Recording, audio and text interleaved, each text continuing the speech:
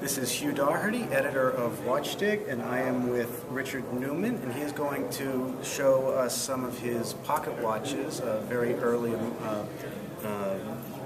British watches, and also an American watch. And he's going to also generally explain the portion of our British horology display as part of the National Association of Watch and Clock Collectors National Convention.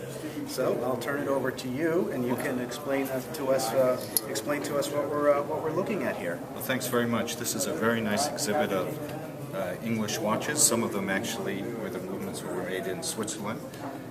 Usually you can tell those because they do not have signatures on the back of the movement. And I have a few of my pocket watches in this display. Basically they range in the 18th century, so from the 1700s. And one of the watches down here is actually signed Samuel Bagnall with the Champlevé silver dial on it. And that's circa 1740 to 1741. And of course, in those colonial times, you had English watchmakers and clockmakers that are working in the major cities in the Americas. And that's an example of one that Bagnall probably ordered from England with the desired finish that he wanted to sell in Boston. It's signed by him both on the dial and on the movement, so it's basically under his warranty and under his quality, just like a watchmaker would have done in London during the time. And to the left of it is a very interesting watch paper that belongs to that Samuel Bagnall watch. That's actually Samuel Bagnall's watch paper. And there's actually little pictures there of colonial men with tricorder hats. And it's the earliest known American watch paper that might have been put in the watch when he sold it, or subsequently came to him for repairs. Two questions, if you can explain to our viewers what a watch paper is, number one, and then number two, you can explain the significance of having the earliest surviving watch paper and what that means in terms of identifying the watch and where it came from. Sure. Watch papers are fascinating because when watches came in for repair, the current repairer would make the repair, often noting on the back the date and the owner of the watch, and putting it in the back of the case, which is between the inner case and the outer case. These English watches mostly were in pair cases, like this example. And the watch paper helped keep dust out of the cases and keep them from rattling as well. And they also became sort of this private space. And you find over time, which is just wonderful, that sometimes there's love poems and handmade items that are kept in between. And sort of a private space. Very private space. And of course it was advertising. It's very early advertising. So the owner would remember where to go to get the watch serviced.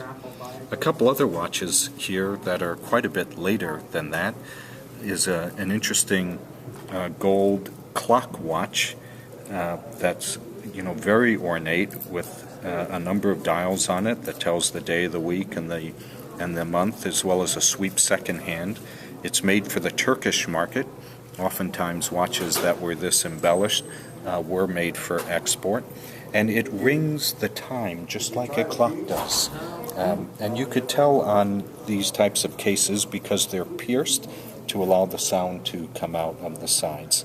And that's actually a very good and collectible watch. What's the ornate piece? Is that decorative? It's decorative, and it's cut glass, alternating red and sort of a polished glass for simulating diamonds.